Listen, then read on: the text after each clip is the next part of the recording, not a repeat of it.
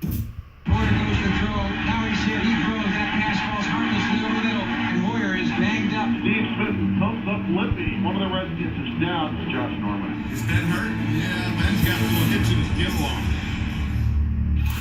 It is America's game. It defines the sports calendar. It will likely generate $17 billion this year. The National Football League's health care for its players, current and retired, is both a hot-button issue and the subject of a study at Harvard University funded by both the union and the league. That study, 258 pages, published last weekend, gave the league good marks for providing care and benefits that some Fortune 500 corporations don't even provide. And at the same time, remembering that this study was calibrated to study the NFL measured against other leagues, where the NBA, for example, offers health insurance for former players and treatment for PED users. The NFL does not. Baseball has a concussion-specific, shorter disabled list. The NFL is going to consider that this week. Hockey offers insurance for retired players and pension benefits with less service than the NFL, which requires 3 seasons to receive pension benefits. And even the CFL, up north, using a neutral doctor for 3-season physicals. We invited the NFL to join us today. The league declined, but a spokesman did issue this statement telling us that the health and safety of our players is our top priority, and our shared commitment with the NFLPA provides them unparalleled medical care. We will review the paper and share with the clubs, their medical staffs, and the NFLPA, the Players Union. Not only has Michael McCann studied this report, he is one of the peer reviewers of it. Mike is a legal analyst and writer for Sports Illustrated. It's good to have you here, Michael. What was, to your mind, the most significant finding of this report? Well, Bob, I think the most significant finding is how the NFL and the Players Association treats players who are retired. This, to me, is really the most important part of the story. It's not how they're treated while they're in the NFL, because for many of them, their careers are relatively short.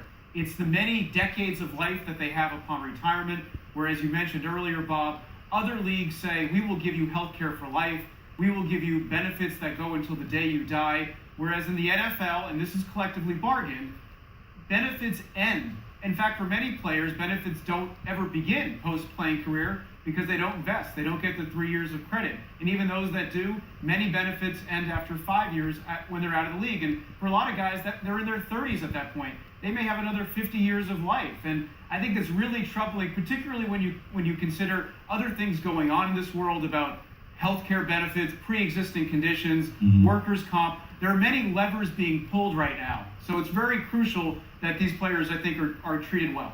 What about the findings? We hear this so often about team physicians, sports medicine, in all leagues, but you hear this question a lot in the NFL. Yes, every physician takes the Hippocratic Oath. We get that. Do no harm, and you have your fealty to your patient. But the suggestion that there are dual masters in here, what was the finding, or at least the sense of those doing the research about the, I won't say the loyalty, but the first obligation of team physicians?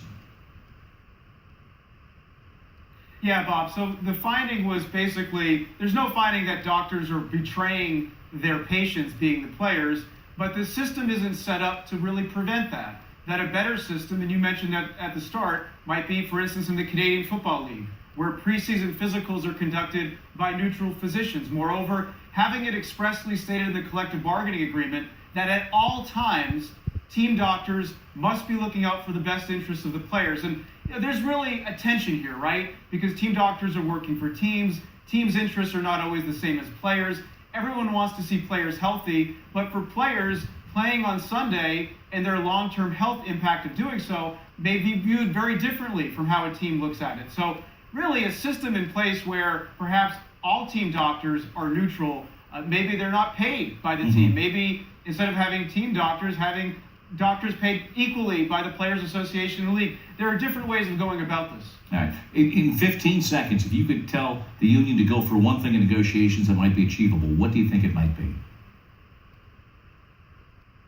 I think long-term health care, Bob. That's the most important thing. 5 years is not enough.